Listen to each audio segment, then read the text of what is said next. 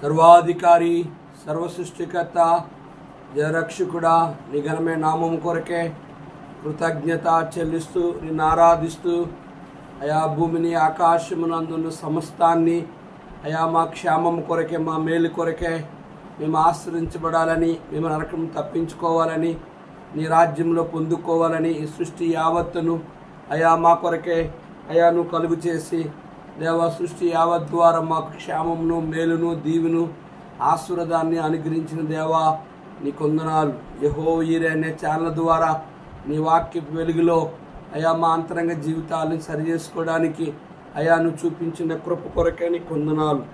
TV మరియు radio పరిచర్య కొరకు ప్రార్థిస్తున్నాను.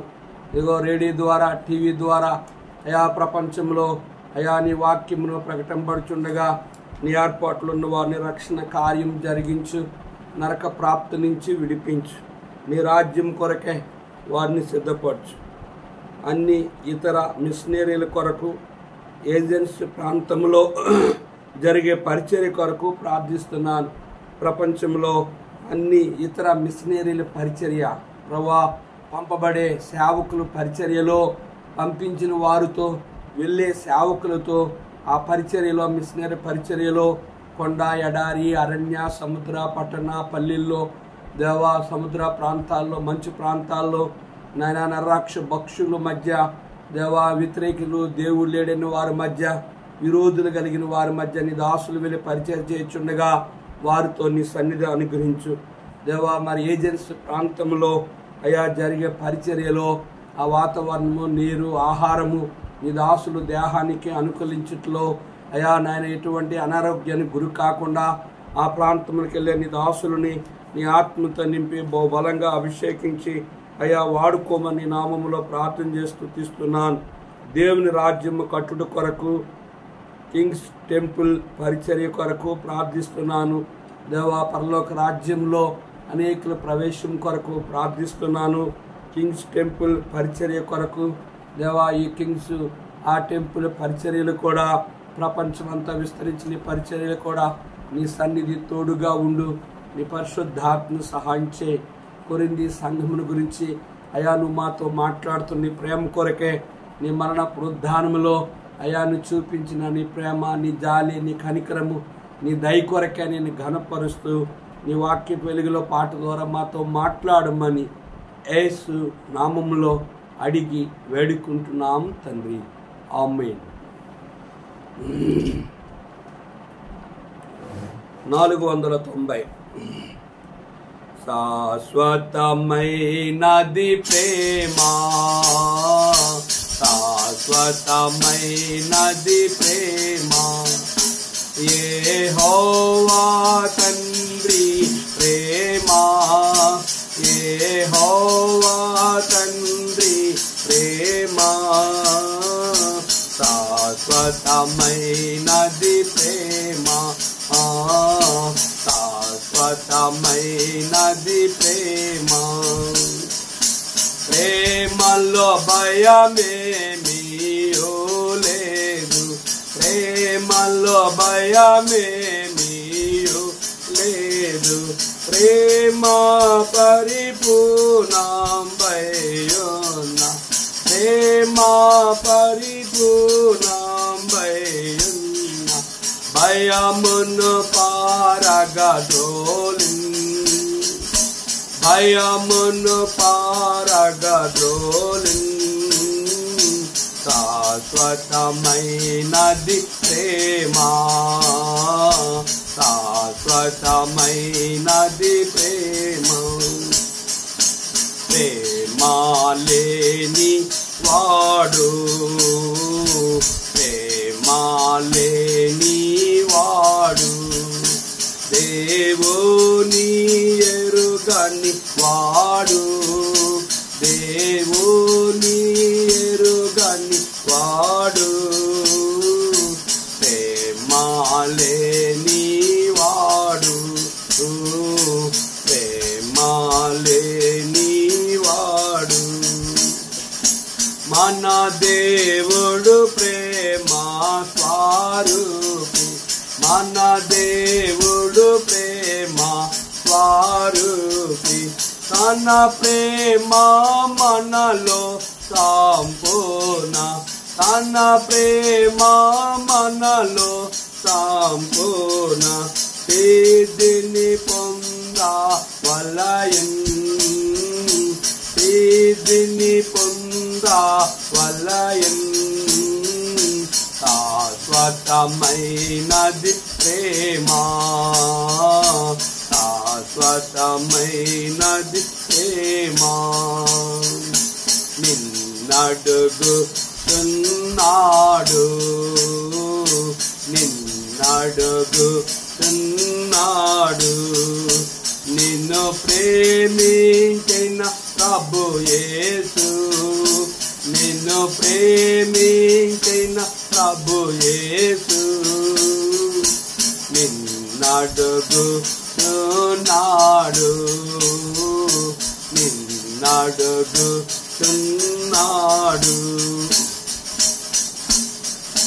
నన్ను ప్రేమించుతున్నావా,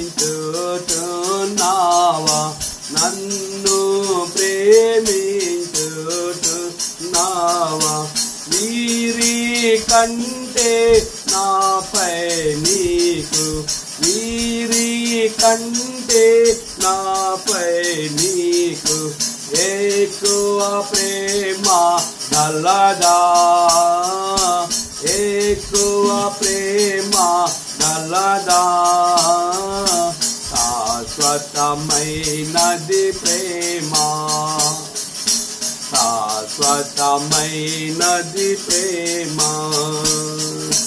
నన్ను ప్రేమించిన ఎడలా, నన్ను ప్రేమించిన ఎడలా, నా ఆజ్ఞలను దయకొనుము, నా ఆజ్ఞలను దయకొనుము, నన్ను ప్రేమించిన ఎడలా, నన్ను ప్రేమించిన ఎడలా, మీలో మీరు ఒకరినొకరు, మీలో మీరు ఒకరినొకరు ప్రేమించుకొనుచున్న ఎడల, ప్రేమించుకొనుచున్న ఎడల, అది ఏ మహదానందం, అది ఏ మహదానందం, శాశ్వతమైనది ప్రేమ, శాశ్వతమైనది ప్రేమ. యెహోవా తండ్రి ప్రేమ, యెహోవా తండ్రి ప్రేమ, శాశ్వతమైనది ప్రేమ, శాశ్వతమైనది ప్రేమ.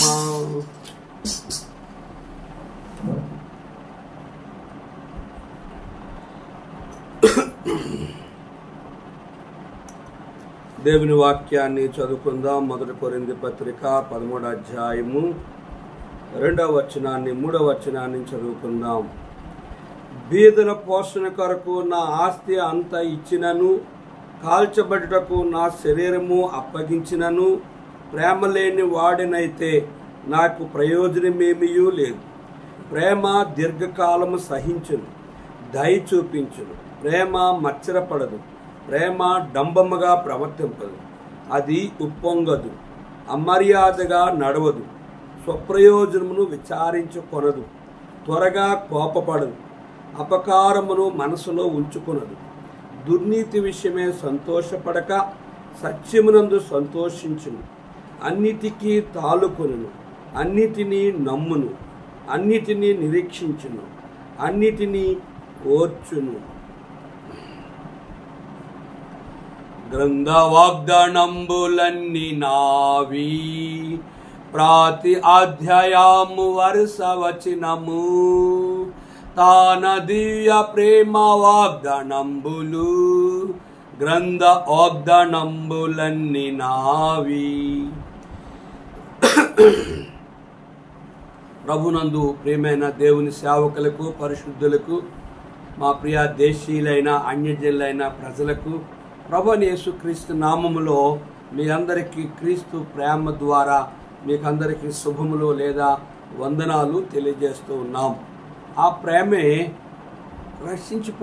నశించిపోవటానికి ఇష్టం లేక, ఆ ప్రేమే విశ్వాసులే హెచ్చరికగా, ఆ ప్రేమే తోటి సేవకులుగా మనము ఆయన కొరకు ఏ రీతిగా బ్రతకాలి అనేది దేవుని వాక్యము ద్వారా, ఆయన ప్రేమ ద్వారా పరిశుద్ధాత్మ దేవుడు మన జీవితాలను సరిచేసి ఆయన రాజ్యం కొరకే సిద్ధపరుచుతూ ఉన్నాడు. కానీ ఇక్కడ 1 కొరింథీ పత్రిక 13వ అధ్యాయం మనం గమనించినట్లయితే మనుషుల భాషలతోనైనా దేవదూత భాషలతోనైనా మాట్లాడును వ్యర్థుడును. ఎప్పుడంటే ప్రేమ లేకపోతే. ప్రేమ అంటే అర్థం ఏంటంటే ఇతరుల్ని ద్వేషించేది ప్రేమ కాదు, ఇతరుల్ని క్షమించేది ప్రేమ. ప్రేమ ఎవరికి నీ పొరుగు వానికి కీడు చేయదు అని వాక్యం చెప్తుంది.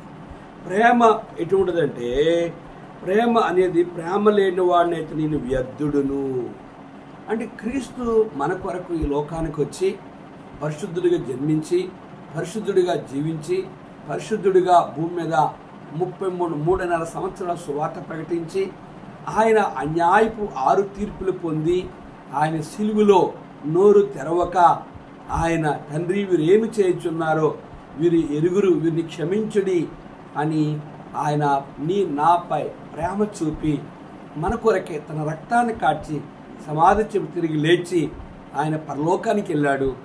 సర్వలోకానికి వెళ్ళి నా ప్రేమను పంచండి అని తన సేవకులైన వారికి ఆజ్ఞాపించాడు. ఆయన నేను త్వరగా వస్తాను, వచ్చి నా ప్రేమ కలిగిన వారిని, నా ప్రేమను ఎరిగిన వారిని నేను నా పరలోక రాజ్యాన్ని తీసుకెళ్తాను అని ఎవరిని ఆయన బలవంతము చేసి నమ్మమని బలవంతము చేసే దేవుడు కానే కాదు. కానీ ఇక్కడ మనం గమనించినట్లయితే ప్రేమ లేని వాడినైతే మ్రోగుడు కంచు గనగనలాడు తాళమనయుందును. ప్రవచించే కృపావరము కలిగి మర్మములనియో జ్ఞానమంతు ఎరిగిన వాడినైనను కొండలను పెకిలింపగల పరిపూర్ణ విశ్వాసము గల వాడినైనను ప్రేమ లేని వాడినైతే నేను వ్యర్థుడును అని అంటున్నాడు పౌలు. ఈ కొరింథీ సంఘములో వారి యొక్క క్రైస్తవ జీవితంలో, విశ్వాస జీవితంలో, పరిశుద్ధ జీవితంలో, సంఘ జీవితంలో, వ్యక్తిగత జీవితంలో వాళ్ళు సంఘముగా కూడుకుంటున్నారు. కానీ వారి మధ్య ఒకరికి ప్రేమానురాగాలు. చాలామందికి కుల ప్రేమ ఉంటుంది, చాలామందికి మతస్థుల ప్రేమ ఉంటుంది, చాలామందికి శరీర సంబంధం ప్రేమ ఉంటుంది, చాలామందికి అక్ర సంబంధం ప్రేమ ఉంటుంది, చాలామందికి గనుక ఇతరులలో వారి హృదయంలో ఏదో మనసులో ఉంచుకొని ఇతరుల మీద ప్రేమ పెంచుకునే వారుగా ఉంటారు. క్రైస్తవుడిగా, ఒక విశ్వాసగా, ఒక సేవకుడిగా మనం కలిసినప్పుడు ప్రైజ్ ది లార్డ్ చెప్తాం. అంటే నిన్ను నన్ను కలిపిన దేవునికి స్తోత్రములు అని అర్థం. కనుక ఆ ప్రేమ గల దేవుడే నా కొరకే తన ప్రేమను మనకు పంచి ఇచ్చి వెళ్ళాడు. ఆ ప్రేమను ఇతరులకి మనము పంచగలిగే వారంగా ఉండేదే ఆయన ప్రేమ. ఆయన మనల్ని ప్రేమించే మన కొరకు ఆయన సిలువలో తన రక్తము ద్వారా మన ప్రతి పాపమును క్షమించి, ఎవరు ఆయన దగ్గరికి వచ్చి నోటున్న పాపం ఒప్పుకొని హృదయమందు విశ్వసించి నోటితో ప్రార్థిస్తారో వారు రక్షింపబడతారు. అట్టి వారు కొరకు ఆయన వినునల్లని వారి వైపు దినమంతా చేతి చాపుతూ తన రాజ్యములో చేర్చాలి అనేదే ఆయన ప్రేమ. యేసుప్రభువు వారు ఎవరిని బలవంతం చేసి నమ్మి ఉంచేవాడు కాదు. తన సేవకులైన వారు ఎవరిని నమ్ము అని బలవంతం చేసి సువార్త చెప్పి బలవంతం చేసి చర్చికి నడిపించి బలవంతం చేసి బాప్తిస్మం ఇచ్చేవాళ్ళు సేవకులుగా ఆ రీతిగా చేయరు. పరిశుద్ధులు ఎవరు కూడా నీకు అక్కరలేదు అంటే, కొన్నిసార్లు మీ సువార్తకు వెళ్ళినప్పుడు ప్రకటించినప్పుడు యేసుప్రభువుని నమ్ముకోండి అని చెప్పినప్పుడు కూడా వినరు. కొంతమందికి పత్రికలు ఇస్తే మాకొద్దు అని చెప్పి తునీకరిస్తారు. అదేంటంటే క్రీస్తు ప్రేమ. మేము ఆ ప్రేమను ఎరుగున్నాం. నువ్వు ఆ ప్రేమను ఎరిగి ఉంటే కనుక నువ్వు ఎన్నడూ కూడా ఈ పత్రిక నాకొద్దు, ఈ దేవుడు నాకొద్దు. భారతదేశంలో అన్ని మతాల వారు కూడా ఏ దేవుడిని నమ్ముకున్నప్పుడు కూడా ఒకరికి ఒకరు గౌరవించుకొని భారతీయులమని ప్రేమ చూపిస్తారు. కానీ యేసుప్రభువు వారు ఒక భారతదేశానికి ఆయన ప్రేమ చూపలేదు, కానీ యావత్తు ప్రపంచంలో ఉన్న ప్రయాసపడి పాపభారం మోసుకున్న సమస్త జనులారా నీ యొద్దకు రండి అని ఆయన ఆహ్వానిస్తున్నాడు. అది ఆయన ప్రేమ. కనుక 3వ వచనం మనం గమనిస్తే, బీదల కొరకు నా ఆస్తి అంత ఇచ్చినను, బీదల కొరకు నా ఆస్తి అంత ఇచ్చినను.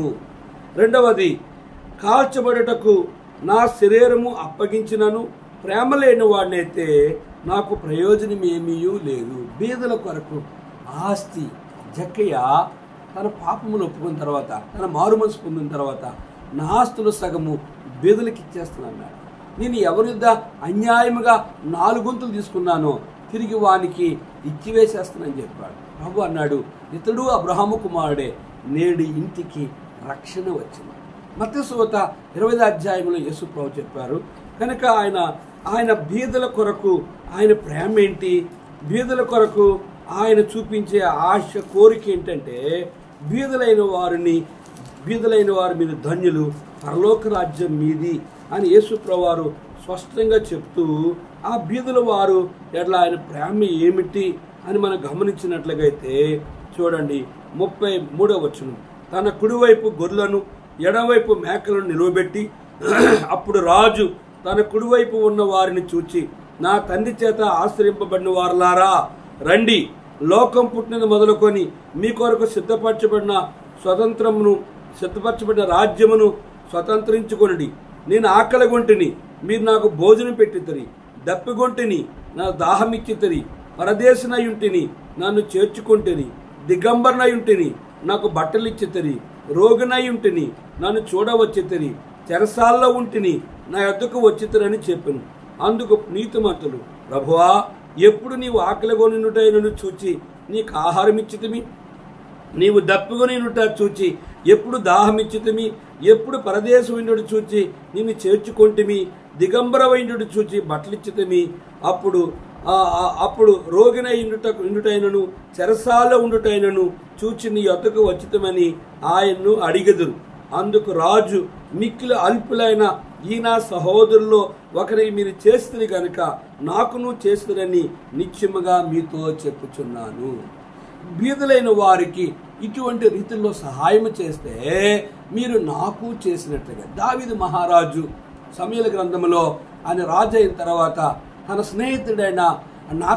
స్నేహితుడైన దావీదు కుమారుడు యోనాతాను కుమారుడు మెఫీబోషెతును తీసుకొచ్చి తన బల్ల ఎదుట, నువ్వు ఎల్లప్పుడూ నా యొద్దే ఉండాలి, నా దగ్గరే నువ్వు భోజనం చేయాలి అని తన తాత ఆస్తి అంతా, భూమి అంతా కూడా మెఫీబోషెతుకు అప్పగించినట్లుగా మనం చూస్తున్నాం.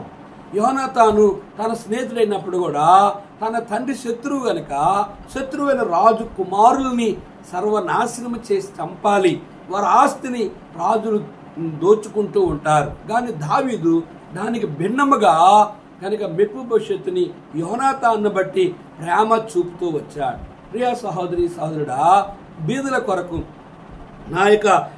కొరకు నా ఆస్తి అంతా ఇచ్చినను, కాల్చబడుటకు నా శరీరము అప్పగించినను, ప్రేమ లేని వాడినైతే నాకు ప్రయోజనమేమి. కనుక 2వ మాట మనం గమనించినట్లయితే, కాల్చబట్టుకు నా శరీరము అప్పగించినను. కనుక మనం బైబిల్ గ్రంథంలో చూస్తే లోకసువార్త 16 అధ్యాయంలో మనం గమనించినట్లయితే ఇక్కడ వ్యక్తి ఉన్నాడు, అతని శరీరంలో అంతా కురుపులతో ఉన్నాడు, రసులు కారుతూ ఉన్నాయి. కానీ అతడైతే అట్టి దరిద్రత్వంలోనే కనుక ప్రభు అయిన యేసుక్రీస్తు వారిని విశ్వసించి పరిపూర్ణ విశ్వాసమును కలిగిన వాడుగా మనము చూస్తున్నాం.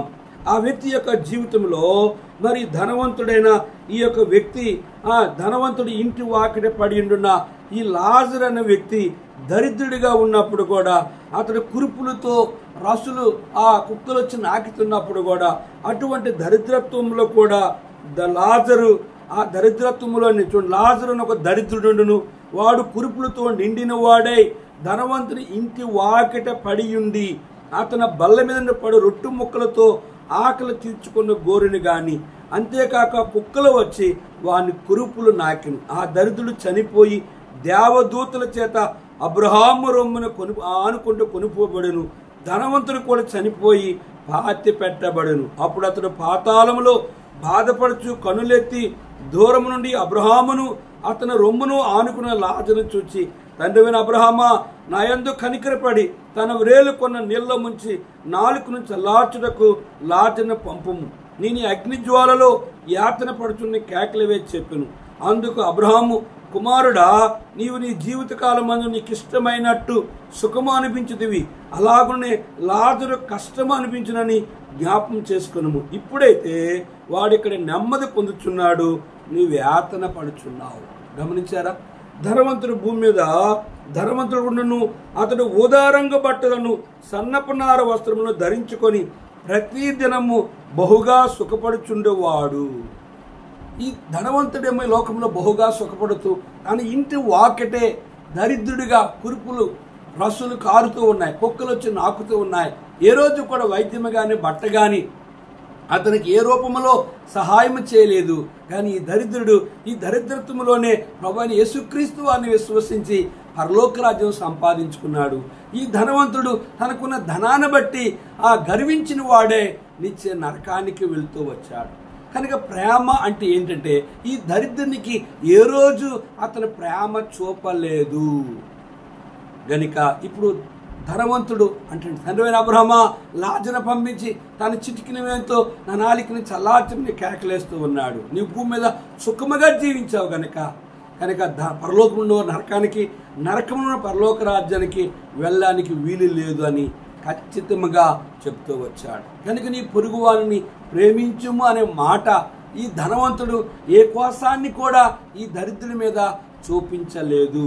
కనుక మనం గమనించినట్లుగైతే 3వ వచనంలో, బీదల కొరకు నా ఆస్తి అంత ఇచ్చినను, కాల్చబడుటకు నా శరీరము అప్పగించినను, ప్రేమ లేని వాడినైతే నాకు ప్రయోజనమేమియు. గనుక ఈ ధనవంతుడిలో ప్రేమ లేదు. రెండోది మనం గమనించినట్లుగైతే కనుక అదే మత్తయి 20వ అధ్యాయంలో అక్కడ మేకలుగా ఉన్నవారు కొంతమంది ఉన్నారు. నేను ఆకలిగా ఉన్నాను, మీరు నాకు ఆహారం లేదు, నేను దప్పిగొంటిని, మీరు నాకు దాహం తీర్చలేదు, నేను రోగ్గా ఉన్నాను, నన్ను చూడరాలేదు, మీరు నాకు సహాయం చేయలేదు అని అన్నప్పుడు, ఎప్పుడు ప్రభు నువ్వు రోగ్గా ఉన్నావంటే, మిక్కిలి అల్పులైన ఈ నా సహోదరులో మీరు ఒకరికి చేయగనుక నాకును చేయలేదు, అందుకైన మిక్కిలి అల్పులైన వీరిలో ఒకరికైనా మీరు ఇలాగూ చేయలేదు గనుక నాకు చేయలేదని మీతో నిత్యముగా చెప్తున్నానని వారు తరును. వీరు నిత్య శిక్షకు, నీతిమంతులు నిత్య జీవమునకు పోదురు. మేకలుగా ఉన్నవారు, ఎడం చేతి వైపు ఉన్నవారు బీదలకి, దరిద్రులకి కష్టంలో, బాధల్లో, ఇబ్బందుల్లో, ఆహారం లేనప్పుడు, చెరలో ఉన్నప్పుడు, కష్టంలో ఉన్నప్పుడు, బాధల్లో ఉన్నప్పుడు, పరదేశాలకు ఉన్నప్పుడు, చెరసాలు ఉన్నప్పుడు వీరి ప్రేమను పంచలేని వారుగా ఉండి నిత్య శిక్ష అనే నరకానికి వెళుతూ వచ్చారు. ప్రభువుని ఎరిగిన నీతిమంతులు, దేవుని పిల్లలు, దేవుని సేవకులు. నేటి దినాన్ని ప్రపంచ దేశాల్లో సేవకులు, పరిశుద్ధులు, ఇతర దేశాల్లో ఉన్న అనేక మంది దొరలు, అనేక మంది ఇతర దేశస్తులు కూడా క్రీస్తు ప్రేమ ద్వారానే సువార్త ప్రకటిస్తున్నారు. క్రీస్తు ప్రేమ ద్వారానే మందిరాలు కట్టిస్తున్నారు. క్రీస్తు ప్రేమ ద్వారానే కనుక వారు క్రైస్తవులు కాకుండా హిందువులకి, అన్ని కులస్తులు కూడా హాస్పిటల్ కడుతూ ఉన్నారు. వారు చేయవలసిన కార్యాలన్నీ కూడా దేవుని ప్రజలకే కాక, క్రైస్తవులకే కాక, హిందువులకే కాకుండా అన్య దేశంలో ఉన్న, ఆ ప్రపంచంలో ఉన్న ఏ దేశం, ఏ రాష్ట్రం, ఏ జిల్లాని చూడకుండా ప్రపంచం అంతటిపై వారు వెళ్ళి వారి యొక్క దేశాన్ని విడిచిపెట్టి, వారి సుఖభోగాలు విడిచిపెట్టి, వారి భార్య పిల్లలు విడిచిపెట్టి, అపోస్తులు 12 మంది కూడా ప్రపంచానికి వెళ్ళారు. వారి యొక్క భార్యల్ని, పిల్లల్ని, వారి యొక్క డబ్బుని, వారి ఆస్తిని, వారు కలిగిన సమస్తాన్ని నష్టముగా ఎంచుకొని క్రీస్తు ప్రేమను పంచడానికి ప్రపంచానికి వెళ్ళి ఆ 12 మంది కూడా ఘోరముగా వారు ప్రభువు కొరకు అతి సాక్షులుగా చేయబడుతూ వచ్చారు. అది ప్రేమ. క్రీస్తు ప్రేమ అంటే అర్థం ఏంటంటే, ప్రేమ చూపలేకపోదు. బీదల కొరకు నా ఆస్తి అంత ఇచ్చినను, కాల్చబట్టుకు నా శరీరము అప్పగించినను, ప్రేమ లేని వాడునైతే నాకు ప్రయోజనం ఏమీ లేదు. నేటి దినాన్ని విశ్వాసులు విశ్వాసులను ప్రేమించట్లేదు. నిర్దినాన్ని తోటి సేవకులే ప్రేమించట్లేదు. నిర్దినాన్ని అన్యజనుల్ని ప్రేమించట్లేదు. బంధువుల్ని ప్రేమించట్లేదు. రక్త సంబంధాలని ప్రేమించట్లేదు. మనుషులు కలుస్తున్నారు కానీ మనసులు కలవట్లేదు. ప్రియ సహోదరి సహోదరుడా, అది ప్రేమ కానే కాదు. కానీ క్రీస్తు ప్రేమ ఇతరులకి నీ పొరుగువాని కీడి చేయదు. నీ పొరుగువాడు నీకు ఎన్ని హాని కీడి చేసినా, నీకు ఎంత నష్టపరిచినా, నీ శత్రువు నిన్ను ఎన్ని రకాలుగా నేను ఇబ్బంది పెట్టినా నువ్వు వాడి కీడి చేయకపోవడమే, వాడికి మేలు చేయడమే ప్రేమ. కానీ ఇక్కడ మన 5వ వచనం 4వ వచనం గమనిస్తే, ప్రేమ దీర్ఘకాలము సహించును, ప్రేమ దయ చూపించును, ప్రేమ మచ్చరపడదు, ప్రేమ డంబముగా ప్రవర్తింపదు, ప్రేమ డంబముగా ప్రవర్తింపదు, అది ఉప్పొంగదు, అమర్యాదగా నడవదు, స్వప్రయోజనం విచారించుకొనదు, త్వరగా కోపపడదు, అపకారమును మనసులో ఉంచుకొనదు, దుర్నీతి విషయమై సంతోషింపక సత్యమునందు సంతోషించును, అన్నిటికీ తాలుకొనను, అన్నిటినీ నమ్మును, అన్నిటినీ నిరీక్షించును, అన్నిటినీ ఓర్చును. గమనించారా? ప్రేమ అనేది ఎట్లుండదంటే, ప్రేమ దీర్ఘకాలము సహించను. సహించడం అంటే భర్త భార్యని వేధిస్తాడు కనుక శత్రువులు తమ వారిని బాధ పెడుతూ ఉంటారు, కనుక తోటి సేవకుడిని బాధ పెడుతూ సంఘాన్ని పాడు చేస్తూ ఉంటారు. కనుక యువతుల వ్యక్తులు ప్రేమ చూపిస్తారు గనుక సహిస్తారు. రెండోది దయ చూపిస్తారు. వాళ్ళు ఎన్ని కీడు చేసినా, హాని చేసినా, నష్టపరిచినా, మోసం చేసినా, అన్యాయం చేసినా క్రీస్తు దయ చూపి వాళ్ళు కీడుకు ప్రతి కీడు చేయనే చేయరు. అదే ప్రేమ. ప్రేమ మత్సరపడదు. ప్రేమ మత్సరం అంటే ఒకరు 2 అంతస్తులు మంచి ఇల్లు కట్టుకున్నారు, ఒక మంచి కారు కొనుక్కున్నారు, వారి కోట్ల రూపాయలుగా వారు ఆస్తి పరులుగా దీవించబడ్డారు. వారిని చూసి వీరు మత్సరపడరు. ప్రేమ డంబమ్మగా ప్రవర్తింపదు. ప్రేమ డంబమ్మగా అంటే డంబం అంటే ఏంటంటే, ప్రేమ అనేది కలిగి ఉంటే అతిశయము, అహంకారము, పొగరుబోతనము, విర్రవీగితనము. ఒకప్పుడు ఏమీ లేనప్పుడు ఉండే వ్యక్తి ఇప్పుడు ఆయన ఐశ్వర్యవంతుడిగా అయినప్పుడు ఆ ప్రేమ కలిగి ఉంటే అతని ప్రవర్తనలో మార్పు అనేది ఉండదు. అతడు డంబముగా ప్రవర్తించడు. అది ఉప్పొంగదు. ప్రేమ ఉప్పొంగదు. గడికొకలాగా, గంటకొకలాగా, నవ్విస్తూ ఒకలాగా, దుఃఖముస్తూ ఒకలాగా, ఏడుపుస్తూ ఒకలాగా, ఆ రీతిగా ఉండేది ప్రేమ కాదు. అది ఉప్పొంగదు. మనుషులు సంతోషపెట్టిన, మనుషులు దుఃఖపెట్టిన, మనుషులు బాధ పెట్టిన, విశ్వాస జీవితంలో, సేవా జీవితంలో ఎన్ని సమస్యలు వచ్చినా, ఎవరు ఒకలా ఆటంకపరిచినా ఆ ప్రేమ అనేది ఎప్పుడు గడికొకలాగా, గంటకొకలాగా ఉండేది కానే కాదు. ఎప్పుడు ప్రేమ అనేది ఒకేలాగా ఉంటుంది. అమర్యాదగా నడవదు. అమర్యాద అంటే మనం గమనించినట్లయితే వారి మాటల్లో కానీ, వారి ప్రవర్తనలో కానీ, వారు చేసే చెడు పనులు కానీ, వారు ఒకప్పుడు ఉండే మంచి ప్రేమ కలిగిన వారు ఇప్పుడు వారు అమర్యాదగా, వారితో ఏం మాట్లాడుతున్నావు నువ్వు, ఇందాక మాట్లాడు, మరలా నువ్వు అమర్యాదగా మాట్లాడుతున్నావు అని వ్యతిరేకముగా మాట్లాడడానికి ఎటువంటి అవకాశం ఇవ్వరు. ఎవరంటే క్రీస్తు ప్రేమను ఎరిగినవారు. స్వప్రయోజనమును విచారించుకొనరు. సేవకుడిగా, నిజమైన సేవకుడు, నిజమైన విశ్వాసి తమ స్వప్రయోజనం, తన సొంత కోరిక, తన ఇంటి వారి కొరకు, తన సంఘము కొరకు, తన పిల్లల కొరకు, తన భార్య కొరకు, తన మేలు కొరకు, తన క్షేమము కొరకు స్వప్రయోజనముగా వారు బ్రతికేవారు కాకుండా తమ్మును తాము ఎట్లా ప్రేమించుకుంటారో ఇతరుల్ని కూడా ఆ రీతిగా ప్రేమిస్తారు. వారిలో స్వప్రయోజనం అనేది, క్రీస్తు ప్రేమ అనేది ఆ రీతిగా చేయనివ్వదు. ఇంకా మనకు త్వరగా కోపపడదు. వారు క్రీస్తు ప్రేమను బట్టి మనం అంటే పుండి మీద కారం పోస్తే, పుండి మీద ఆ పుల్లతో గుచ్చితే కోపం వస్తుంది. ఒక ఇంటికి వెళ్ళి ఏడేని మొగుడు అంటే కోపం వస్తుంది. మృదువైన మాట కోపమును చల్లారుస్తుంది. నొప్పించి మాట కోపమును రేపుతుంది. కనుక దేవుని ప్రేమ, ప్రభువైన యేసుక్రీస్తు వారు సిలువలో కాచిన రక్తము యొక్క ఆ రక్తం ద్వారా కడగబడిన వారు త్వరగా వారు కోపపడక వారు ప్రేమ చూపిస్తారు. తర్వాత అపకారమును మనసులో ఉంచుకొనదు. ప్రేమ అనేది నిజమైన దేవుని సేవకులు. సేవకులందరూ కూడా నిజమైన సేవకుల్లో వీళ్ళు కూడా దొంగలు ఉన్నారు. సేవకులు విశ్వాసంలో కూడా దేవునికి విరోధం, విశ్వాసం చెప్పుకుని బాప్తిసం తీసుకుని బల్ల తీసుకుని ఆరాధన చేసి కూడా వీళ్ళు కూడా దొంగ విశ్వాసులు ఉన్నారు, దొంగ సేవకులు ఉన్నారు. వారు ప్రేమ చూపలేరు, వారు ఈ స్వభావాలని అనుసరించరు, వీటికి విరోధముగా ఉంటారు. ప్రభువైన యేసుక్రీస్తు వారు ఏ సేవకుని పిలిచాడో, ఏ విశ్వాసని ఆయన పిలిచాడో వారు క్రీస్తు ప్రేమను ఇతరులకు పంచిపెట్టేవారు గుండి అపకారమును ఎవరు కీడి చేసినా హాని చేసినా వారు మనసులో వారు ఉంచుకోరు, వారిని క్షమించి రోజు ప్రార్థన చేస్తారు. నా ఎడల సేవకుల విశ్వాసులు ఉన్నారు, శత్రువులు ఇరుగుపురు వారు శత్రువులు ఉన్నారు, సంఘములో ఉన్నవారు శత్రువులు ఉన్నారు. అనేక మంది ఎన్ని కీడి చేసినా నేను రోజు వాళ్ళని క్షమించి నేను ప్రార్థన చేస్తాను. కారణం ఏంటంటే నా శత్రులైన వారి మీద ఎవరి మీద ద్వేషాభిప్రాయం లేదు. దుష్టులైన వారికి దూరం ఎవరి ద్వారా నాకు హాని కీడు జరుగుతుందో, సంఘమునకు నష్టపరుస్తున్నాయో, సంఘాన్ని ముక్కలు చేస్తున్నారో అటు వారికి దుష్టులకి దూరముగా ఉంటున్నాను తప్ప వారి కీడి చేయను, వారికి హాని చేయను, వారికి నష్టపరచను. అదే క్రీస్తు ప్రేమ. ఇంకా మనం గమనించినట్లయితే దుర్నీతి విషయమై సంతోషపడక సత్యమునందు సంతోషించు. నిజమైన సేవకులు, నిజమైన విశ్వాసులు దుర్నీతి అంటే చెడు అంటే అబద్ధాలు ఆడి, మోసం చేసి, దగా చేసి, కుట్ర చేసి, అన్యాయం చేసి వాటి విషయంలో, దుర్నీతి విషయంలో సంతోషించేవారుగా ఈ భూమి మీద ఎవరు ఉండరండి. దేనిని సంతోషిస్తారంటే సత్యమందు సంతోషిస్తారు.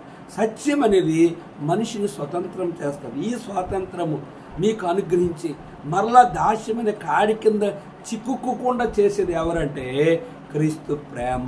ప్రియ సహోదరి సహోదరుడా, ఆయన మన కొరకే ఈ భూమి మీదకి పసిబాలుడిగా జన్మించి ఆయన ఈ లోకములో 30 సంవత్సరాలు జీవించి అన్యాయ తీర్పు పొంది సిలువలో మరణించి సమాధి చేయబడి మృత్యుంజయుడిగా తిరిగి లేచి పరలోకానికి వెళ్తా అంటున్నాడు. ఆయన నేను తిరిగి వస్తాను, నేనుండే స్థలంలో మీరు ఉండేలాగన మరలా వచ్చి మిమ్మల్ని తీసుకెళ్తాను, పరలోక రాజ్యమే లేని ఎడలా నేను మీకు తెలియజేస్తానని స్పష్టముగా ప్రభు అయిన యేసుక్రీస్తు వారు తెలియజేస్తూ వచ్చారు. అదే క్రీస్తు ప్రేమ. గనుక సత్యమునందు సంతోషించును, అన్నిటికీ తాలుకొనును. అన్నిటికీ తాలుకొనంటే ఎన్ని శ్రమలు, కష్టాలు, బాధలు, నిందలు, అవమానాలు, ఇంటివారు కానీ, భార్య కానీ, పిల్లలు కానీ, తోటివారు కానీ, ఇరుగుపురు వారు కానీ, ఎవరు ఎన్ని రకాలుగా తోటి విశ్వాసులు, తోటి సేవకులే కానీ ఎవరు ఏమి చేసిన ఎన్న బాధ పెట్టినప్పుడు కూడా అన్నిటినీ తాలుకొనును. అన్నిటినీ కూడా వారు క్రీస్తు ప్రేమను చూపి తాలుకొని సహిస్తారు. అన్నిటినీ నమ్ముతారు, అందరినీ నమ్ముతారు. వాళ్ళు మేలు చేసిన నమ్ముతారు, కీడు చేసిన నమ్ముతారు.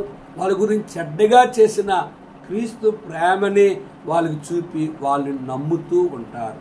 అది క్రీస్తు ప్రేమ. ఇంకా మనం గమనించ అన్నిటినీ నిరీక్షించును. వాళ్ళు ఏముంటుందంటే నిరీక్షణ. యేసుప్రభు చెప్పారు, ఇదిగో నేను త్వరగా వచ్చుచున్నాను. యేసుప్రభు వస్తాడని వారికి నిరీక్షణ ఉంది.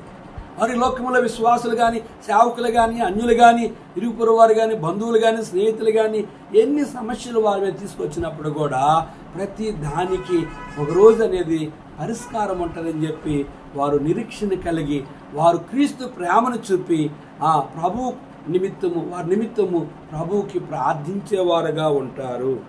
ఇంకా మనం గమనించినట్టు అన్నిటినీ ఓర్చును. వారు ఏం చేస్తారండి? అన్నిటినీ అంటే ఎన్ని పరిస్థితులు వారి జీవితంలో సంభవించినప్పుడు కూడా అన్నిటినీ ఓర్పు. మన లోకంలో సామెత ఉపయోగిస్తారు కనుక మాటలు అంటారు, ఓరిస్తే కోడిగుడ్డు సట్టిడి అంటారు. ఊరుకమ్మ చనిపోయినప్పుడు మనలో చెప్తారు గుండె రాయి చేసుకోవాలి అంటారు. చూసారా? కనుక ఒక మనిషిని వచ్చి ఎన్ని మాటలు చెప్పి ఓర్పును కలుగు చేసినా అది కలిగేది కాదు. బైబిల్ గ్రంథం చెప్తుంది, నేనే మిమ్మల్ని వాదార్చేవాడు.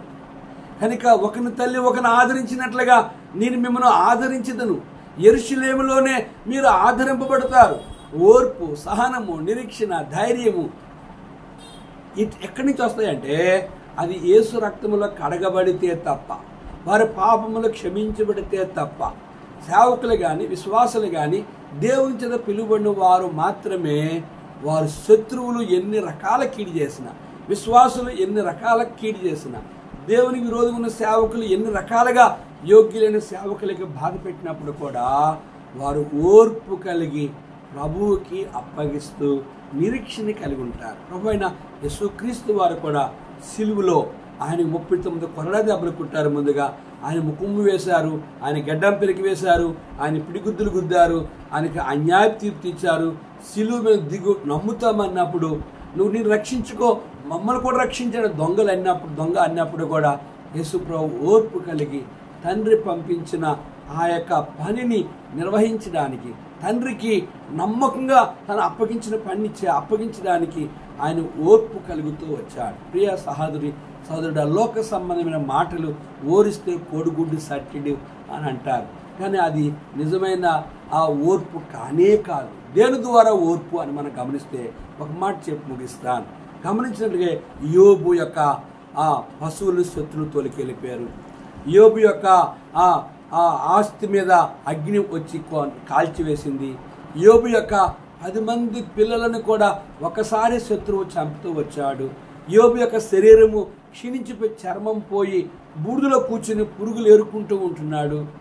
కనుక యోబు భార్య వచ్చి దేవుని దూషించి చచ్చిపో, ఆ దేవుడు మనకు అన్యాయం చేశాడు అంటే మూర్ఖురాలు మాట్లాడకు అని ఆమెని మూర్ఖురాలను డైరెక్ట్గా అనకుండా నువ్వు మూర్ఖురాలు, ఆయన ద్వారా భోగభాగ్యాలు అనుభవించి ఇప్పుడు శ్రమ కష్టం వచ్చినప్పుడు కనుక ఆయన అన్యాయం చేశాడని అనమంటవా మూర్ఖురాలా అన్నట్టుగా మాట్లాడుతూ యోబు సహనాన్ని కలిగి, ఇంకా చూస్తే స్నేహితులు వచ్చి ఒరే యోబు నువ్వేదో పాపం చేసి ఉంటావురా, భూమి మీద ఏ మానవుడికి ఇంత ఘోరమైన శిక్ష రాలేదు, ఇటువంటి శిక్ష నీకు వచ్చింది అన్నప్పుడు ఎలీఫజు అనే తన స్నేహితుడు యోబుని ఈ రీతిగా ధైర్యపరిచాడు.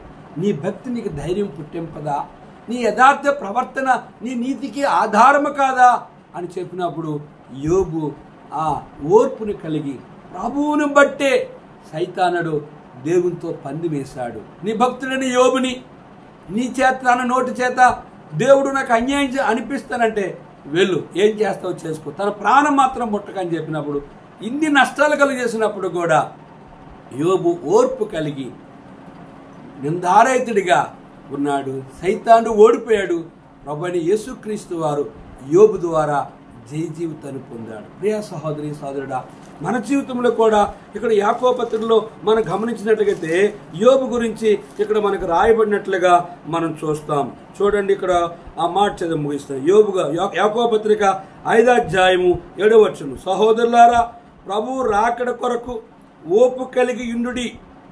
చూడుడి, వ్యవసాయకుడు తొలకరి వర్షమును కడవర వర్షమును సమకూడు వరకు విలువైన భూఫలమ నిమిత్తము ఓపికతో కాచుకొనుచు దాని కొరకు కనిపెట్టును కదా.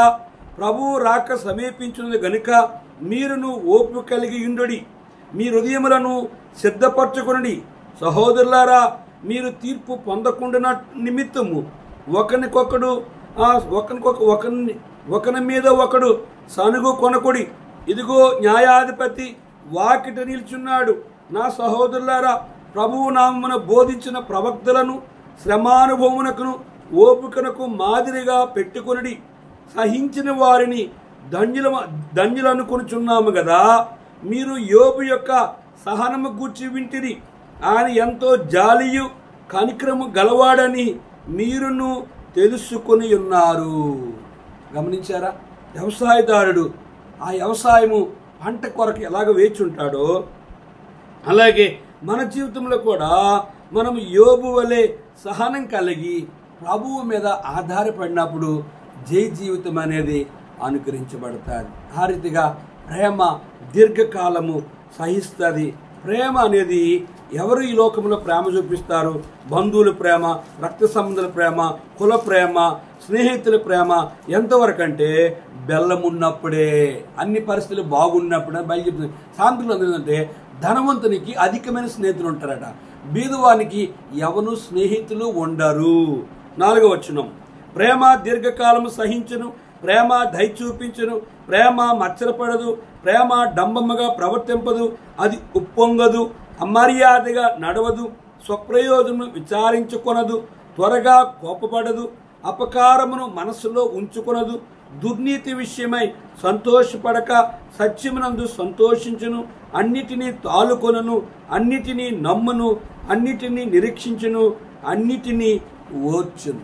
కాబట్టి యేసుక్రీస్తు వారు సిలువలో ఓర్పు కలిగి నీ నా పాప పరిహారము కొరకే ఆయన ప్రాణం విడిచాడు. అందుకే ఆయన రక్తము ద్వారా ఇదే అనుకూల సమయం, ఇదే రక్షణ దినము. నువ్వెంత ఘోర పాపమైనా ఆయన నిన్ను ప్రేమిస్తున్నాడు. ఆయన రక్తము కింద నీ పాపంలో కడగబడినట్లయితే, నీ నోటండి ఒప్పుకొని యేసుప్రభు దేవుడు విశ్వసించినట్లయితే యేసు రక్తము ప్రతి పాపమును కడిగి నేను శుద్ధీకరిస్తాను. దుష్టుడు తమ దుష్టత్వమును దుష్టత్వములో మరణించడానికి ఇష్టము కాదు. దుష్టుడు తమ దుష్టత్వాన్ని విడిచి ఆయన ఎదుకు వచ్చిన ద్వారానే ఆయన రక్తం ద్వారా నీ పాపం పరిహారించి నరకం నుంచి విడుదల చేసి నిత్యరాజ్యమైన పరలోక రాజ్యానికి నిన్న హక్కుదారుగా చేస్తాడు. ఆయన ప్రేమను ఎరిగిన ప్రియ దేవుని సేవకులారా, ప్రియ పరిశుద్ధులారా, మన జీవితంలో జీవ గ్రంథమందు రాయబడిన నీ సేవకుడిగా విశ్వాసగా నీవు ఇతరులకి మేలే తప్ప కీడు చేయకూడదు. దేవుని విరోధంగా జీవించిన సేవకులుగా, దేవుని విరోధంగా జీవించిన క్రైస్తవుడిగా ఎంతకాలము నువ్వు క్రీస్తు ప్రేమను ఎరిగి కూడా యోగ్యులైన సేవకులకి, యోగ్యులైన విశ్వాసకి, సంఘానికి, అన్యజనులకి మోసకరమైన దొంగ భక్తి, దొంగ సేవ చేసి నిత్య నరకానికి వెళ్తావు. ఇదే అనుకూల సమయం.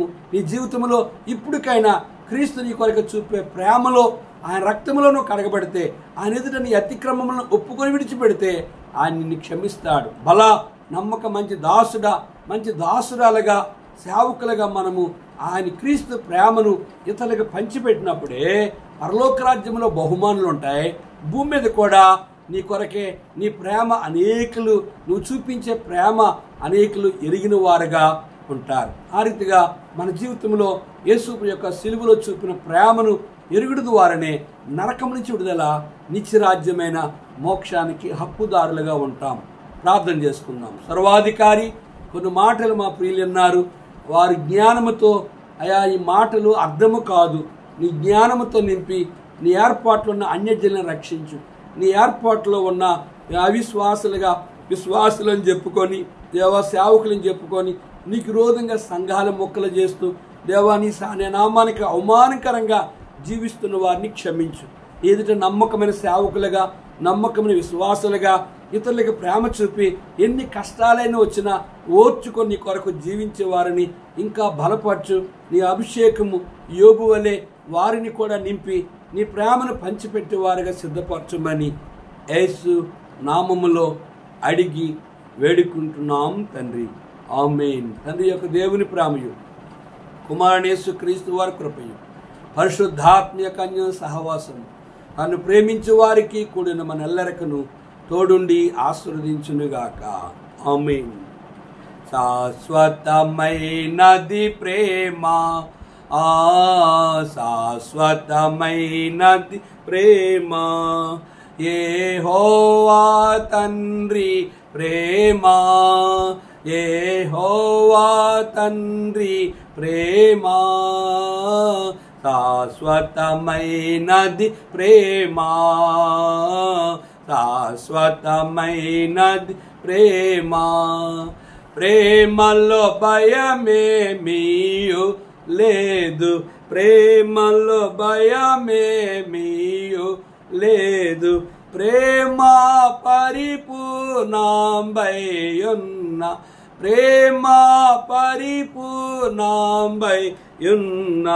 భయమును పారగ ద్రోలిన్, భయమును పారగ ద్రోలిన్, శాశ్వతమైనది ప్రేమ, శాశ్వతమైనది ప్రేమ.